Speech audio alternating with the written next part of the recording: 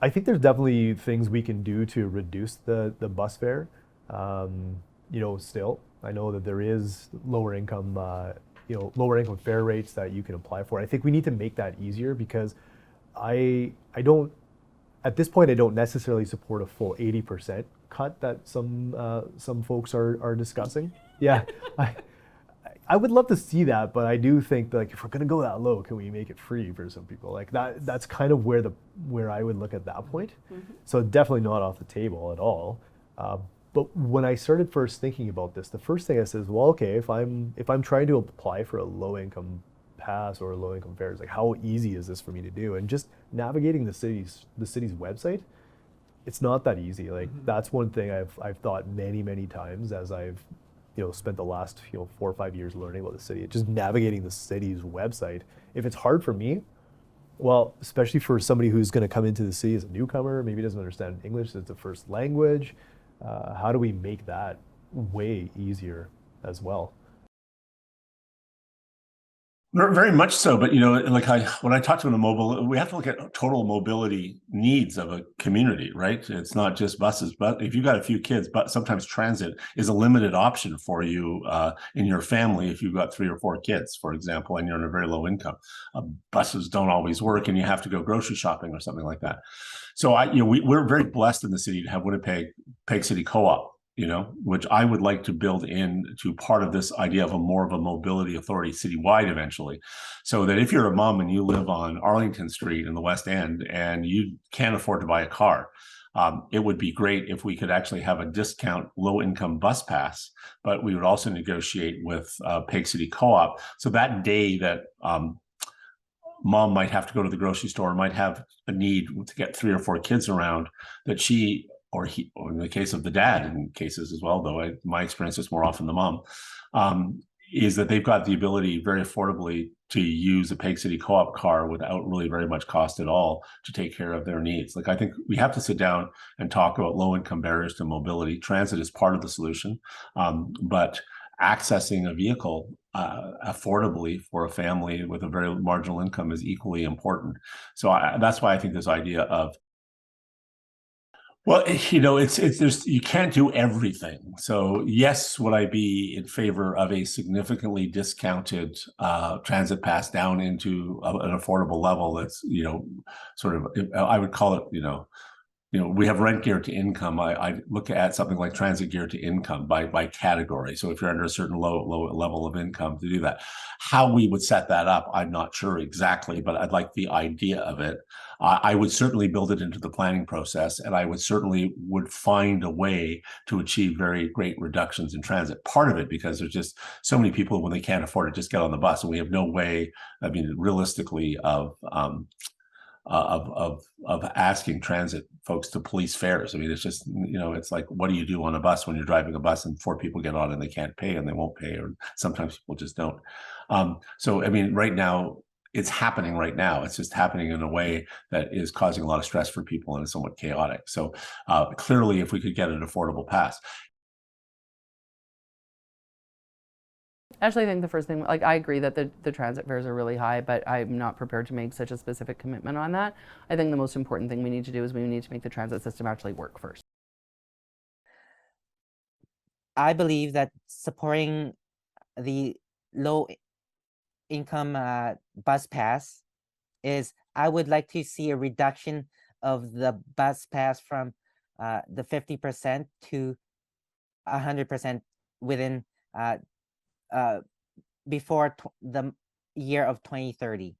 That is my commitment to addressing a free transit system. So full and free for everyone is what your goal would be for public transit?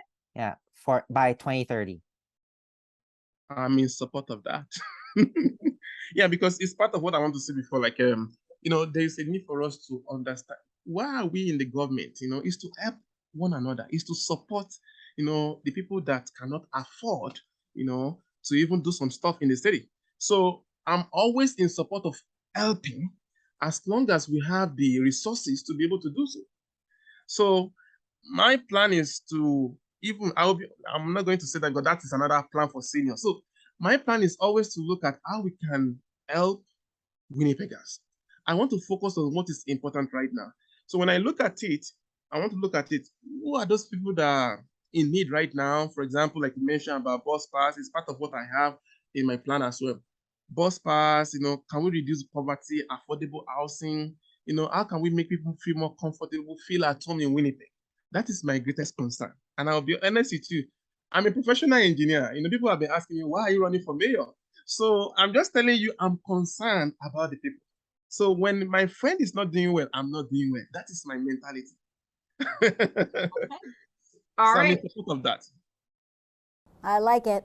Okay, so 80%. Okay, so what I've committed to is, and I apologize because sometimes like there's numbers and you guys acknowledge the fact that there's so many numbers going around. So what I've committed to just based on my own research was, I believe the Win Pass is like $100 a month right now. No. The regular pass is about $100, and then if you're low income, you're eligible for a 50% off, so it's about $50. Okay, so It's 110, isn't it? Is it 110? I think so. Yeah, it's for sure. okay, so what I've committed to already, I don't know if is this out already? It may not be out. What I committed to was $20 passes. So I think would that make that 80%? That's about 80. I think that's actually over 80 if we're Yeah. So that I said $20 passes, and again, with the acknowledgement that $100 for somebody who's struggling is a lot of money. And again, we want them to be able to go to job interviews. We want them to be able to take their families to places and enjoy the city. We want them to be able to go to parks and use transit and just for their own well-being, not only for their own well-being, but also for their economic opportunities, for them to be able to go grocery shopping and have life in place, to be able to live a good life. So I definitely committed to that. That we get more people on buses. And so I really want to advertise and make more accessible the low income bus pass that's available now, but it's not used very well. So I would prefer taking an approach like that for now rather than lowering bus fares. That's our preference in the short term. Would you commit to reducing for the low income bus fare going as low as 80% and then working towards a full fare free transit system? No, I don't favor a fare free transit system because people aren't the folks that aren't riding the bus now, they're not riding the bus due to cost. It's a service. They want better service, and we've read a lot about what it's going to take to really get more people on the buses, and so having a system that's geared at getting that second group on the bus, I think is going to be critically important. But most certainly, low-income Winnipeggers need to have better access to the bus service, and for now, our approach will be focusing on expanding and making more accessible the low-income bus pass. As you also know, while it's smaller in nature, I am not going to be taking the car subsidy that's available to the mayor and donating that savings, which I forget how much it is, something like 8,000 bus passes, bus tickets to women's centers throughout the city. And I think we can use nonprofits to distribute bus passes and bus tickets far more generously than is being done now. Well, I want to make it affordable, $1. So there's a specific ask that Yeah. asks for a bus pass that's 80% of the rate of our current rate, actually. Yeah. So is that something for low income folks? Would you support the implementation of a true low income bus pass? Well, I think right now what we've said is a $1 bus rides, because we're not sure everyone takes the bus every day, so it might actually be more inexpensive for people to have the $1, which I think a lot of people, there will be people who can afford it, but it should be easier for organizations or students to pay for that. So I'm not saying no to that. I just want to see,